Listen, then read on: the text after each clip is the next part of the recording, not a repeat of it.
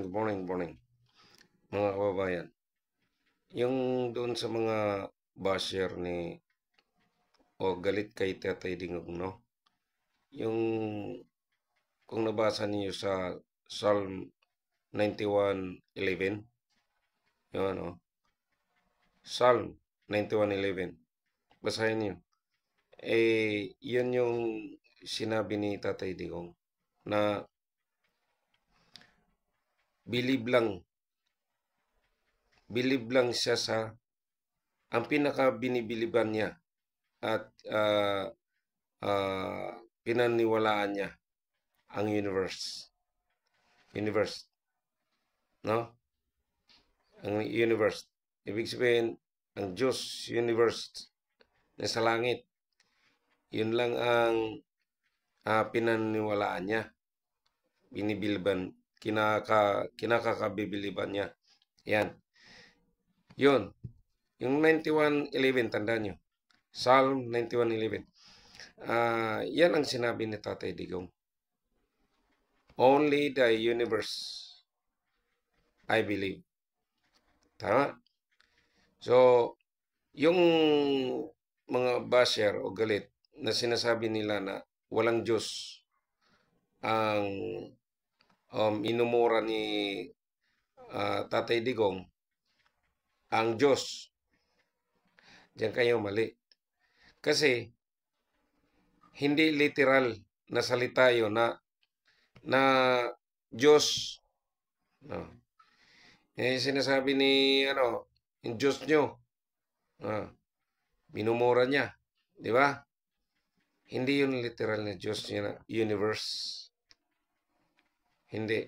Kundi, ang sinasabi niyang Diyos nyo na at minumura, yun yung nasa likod ng mga politikong kalaban niya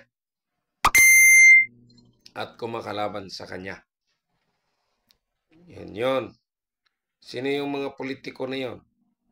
O mga negosyante na nasa likod din ng politiko? No? Yung mga malalaking negosyante nasa likod ng politiko. Di ba? Na sumusuporta sa kanila sa pagtakbo nila. Yun yung Diyos nila. Yun ang mga literal na, no? Kayo naman mag-isip. Ang babaw niyo mag-isip eh.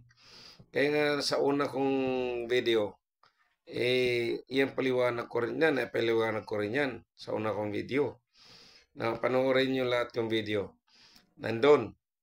Pero itong video ko na to, ito yung napanood ko kay Tatay Digong na sinabi niya. May verse talaga. Psalm 91:11. Yan. Yan ang universe na pinaniwalaan niya. Pinabibiliban niya.